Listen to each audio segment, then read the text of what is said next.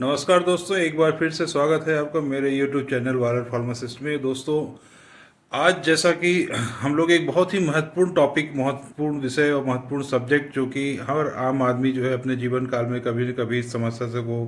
Face करता है, सामना करता है, वो है ड्रग रेजिस्टेंस का। दोस्तों, जब से एंटीबायोटिक्स का जो है वो खोज हुआ है 19वीं सदी में, तब से जो है मानव विज्ञान जो है हमेशा ये सोचता आया है कि अब हमने बीमारियों के ऊपर हमेशा के लिए विजय पा ली। पर धीरे धीरे जैसे ही समय गुजरता गया तो ये भी ज्ञात हुआ साथ ही में कि जो ड्रग्स हैं वो हमेशा इफेक्टिव नहीं रहती, और जो दवाइयाँ हमेशा इफेक्टिव नहीं रहती, कुछ समय बाद उनके अगेंस्ट जो है माइक्रोब जो है बैक्टीरिया हों, वायरस हो, फंजाई हों, वो अपने आप को शक्तिशाली बना लेते हैं, अपना मॉडिफिकेशन कर लेते हैं, या ये कहिए कि म्यूटेशन करने के बाद जो है उन दवाओं को बेअसर कर देते हैं। दोस्तों, ये सारी समस्या, ये सारा प्रोसेस जो है आखिर वो पैदा क्यों होता क्यों है, आता क्यों है सामने। दोस्तों, इस समस्या का सबसे महत्वपूर्ण जो कारण है वो है ड्रग का रेजिस्टेंस पैदा हो जाना। रेजिस्टेंस मतलब प्रतिरोध पैदा हो जाना। मानव शरीर में दवा जो है वो बेअसर हो जाती है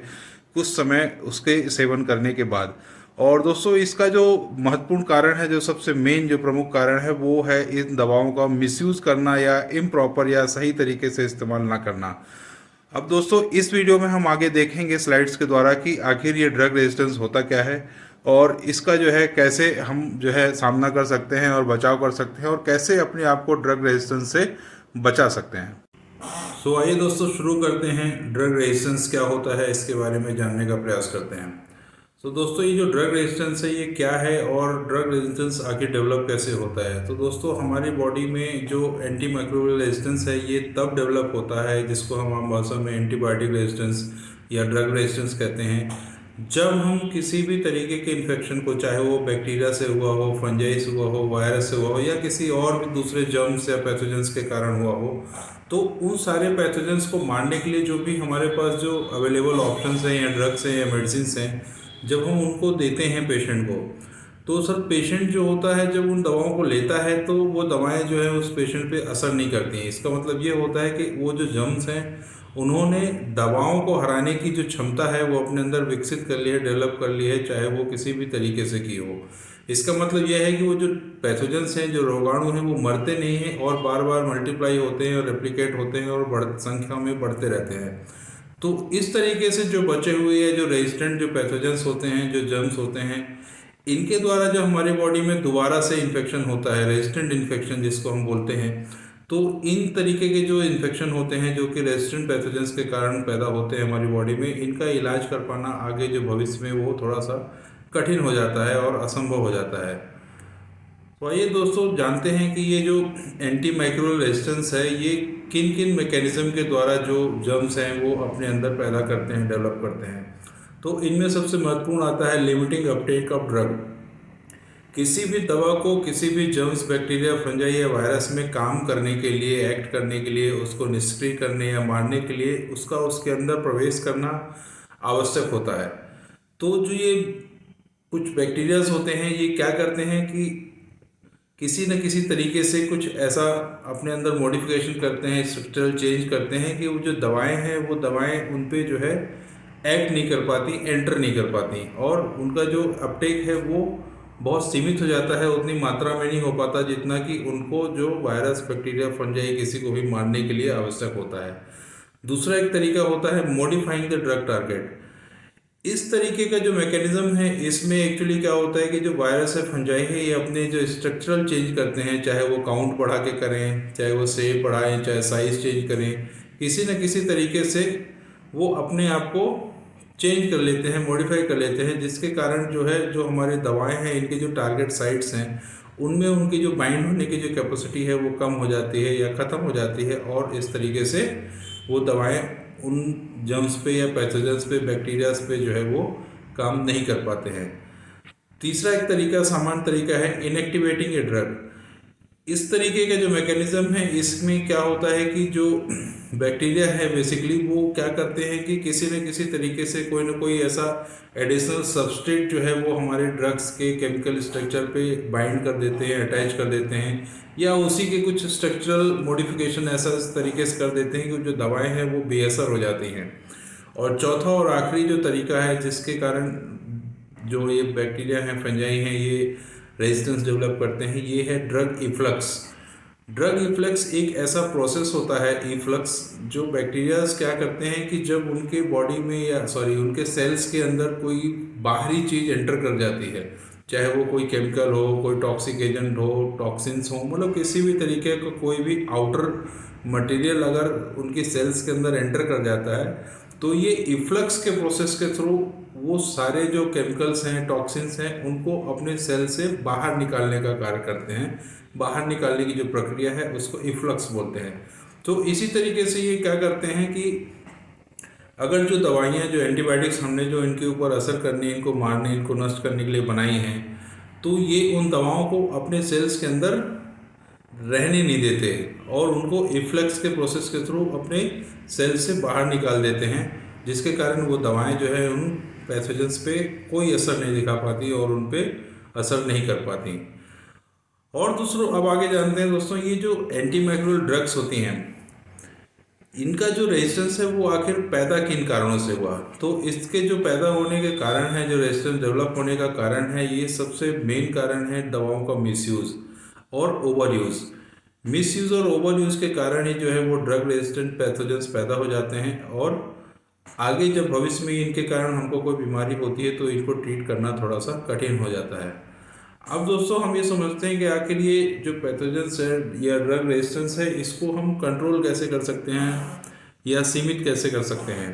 तो इसके लिए स्वच्छता जो है एक बहुत ही सरल और साधारण साधन है, जिसके द्वारा हमारे आसपास के माहौल और वातावरण में जो है वो पैथोजेंस डेवलप नहीं हो पाएँ। अच्छा पानी पिएँ और जो इन्फेक्शन के बचाव और उनके नियंत्रण के जो भी और दूसरे जो तरीके हैं, जो उपलब्ध साधन हैं, उनका जो है पूरे भरपूर दल बल, मतलब कि पूरी क्षमता में इस्तेमाल करना, जिससे कि मतलब उसमें कोई कमी ना रह जाए, जिससे कि इनएडुकेट इन्फेक्शन प्रिवेंशन जो कंट्रोल है, मतलब इस टाइप का कोई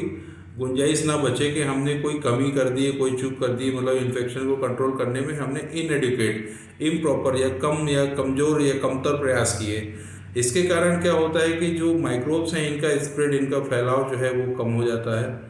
और ये जो है रेजिस्टेंट एंटीमाइक्रोबियल जो ट्रीटमेंट है, ये जो है डेवलप नहीं हो पाते। मीन्स ड्रग जो है के अगेंस्ट ये अपने अंदर रेजिस्टेंस डेवलप नहीं कर पाते हैं। अभी सर एक और चीज़ इसमें बहुत महत्वपूर्ण है और समझने लायक है कि आखिर ये जो मैंने अभी कुछ देर पहले मिसयूज़ और ओवर यूज़ दो शब्द इस्तेमाल किए, ये इनका मतलब क्या होता है।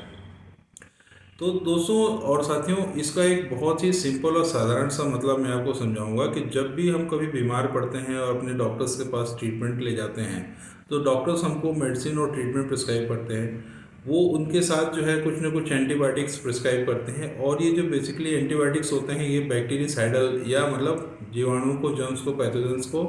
मारने वाले साइडल नेचर के होते हैं, उनको नष्ट करने वाले नेचर के होते हैं। लेकिन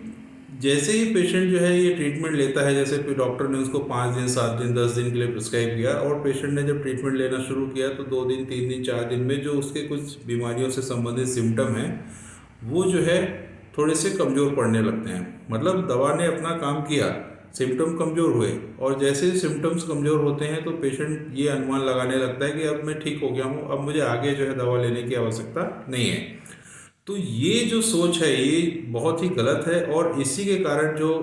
इनकम्प्लीट बैक्टीरियासाइडल एक्शन होता है, जिसके कारण जो है ड्रग रेजिस्टेंस पैदा होता है, ये सबसे महत्वपूर्ण कारण है हमारे देश में ड्रग रेजिस्टेंस पैदा होने का। अभी क्या होता है कि पेशेंट इसमें कंफ्यूज क्यों हो जाता है, क्योंकि जब पेशेंट ट्रीटमेंट लेना शुरू करता है तो जो बैक्टीरिया जिनके कारण हमको इन्फेक्शन हुआ है, तो उसमें कुछ ऐसा ग्रुप होता है बैक्टीरिया का जो ड्रग सेंसिटिव होता है, तो वो क्या होता है कि मर जाता है। ठीक है, लेकिन उन्हीं में से, उसी ग्रुप में से कुछ ऐसे बैक्टीरियाज भी होते हैं जो ड्रग सेंसिटिव नहीं होते, मतलब जिनके अंदर रेजिस्टेंस पहले से शायद या तो डेवलप है या वो इतने स्ट्रांग है कि ड्रग जो है उन पर असर नहीं कर पा रही है।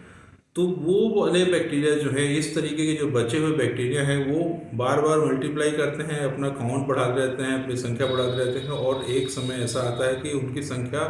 उनका काउंट और उनकी क्षमता, उनकी ताकत, आम भाषा में बोले, इतनी ज़्यादा बढ़ जाती है कि जब उनके द्वारा हमारी बॉडी में दोबारा से आगे चल के नेक्स्ट टाइम या second time, third time, fourth time जब इन्फेक्शन कभी होता है,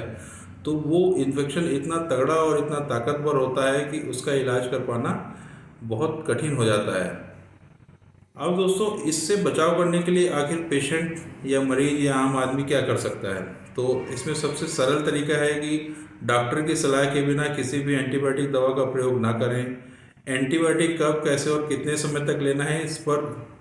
हेल्थ प्रोफेशनल जैसे फार्मासिस्ट हैं, डॉक्टर्स हैं, नर्सेज हैं, मतलब जिनको दवा के बारे में नॉलेज हो उनसे सलाह लें। साफ सफाई, उचित स्वच्छता बनाकर रखें। भोजन अच्छी तरह पकाकर खाएं, अधपका भोजन न खाएं,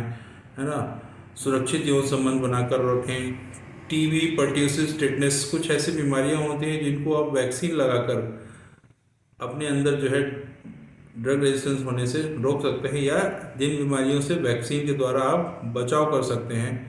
जैसे कि बहुत सारी बैक्टीरियल डिजीजेज होती हैं, तो अपने जो टीकाकरण है उनको जो है टाइम पे, बिल्कुल शेड्यूल टाइम पे कराएं। इसमें सर गवर्नमेंट क्या कर सकती है? तो गवर्नमेंट जो है ये बैक्टीरियल या ड्रग रेजिस्टेंस को रोकने के लिए सर्वेलेंस प्रोग्राम्स चला सकती हैं। क्वालिटी एंटीबायोटिक्स या एंटी माइक्रोबियल ड्रग्स जो है वो मार्केट में अवेलेबल कर सकती है, कि मतलब जिनको लेने के बाद 100% जो है वो जर्म्स और पैथोजेंस मर ही जाएं, मतलब उनकी कोई भी ये गुंजाइश ना बचे कि वो भविष्य में बचे रहेंगे और अपनी आपको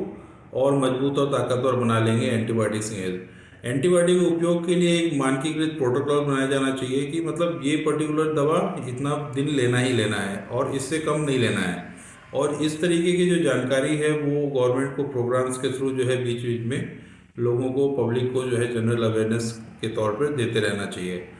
दोस्तों, मैंने जैसा पहले बार कहा है, कई बार कह चुका हूँ कि मैं जो वीडियो है ये किसी को पढ़ाने सिखाने के लिए नहीं बनाता हूँ। मैं ये वीडियो सिर्फ आम लोगों को जागरूकता के तौर पे बनाता हूँ, जिससे कि उनके अंदर जो है ये सामान्य छोटी छोटी चीज़ें जो चूक वो करते रहते हैं बार बार, हम सब लोग वो ना करें और अपने आप को स्वस्थ और सुरक्षित रख सकें। दोस्तों, मेरा ये वीडियो पसंद आया हो तो लाइक, शेयर और सब्सक्राइब करिए। मैं हूँ आपका विकास तिवारी, भारत फार्मासिस्ट। धन्यवाद, नमस्कार।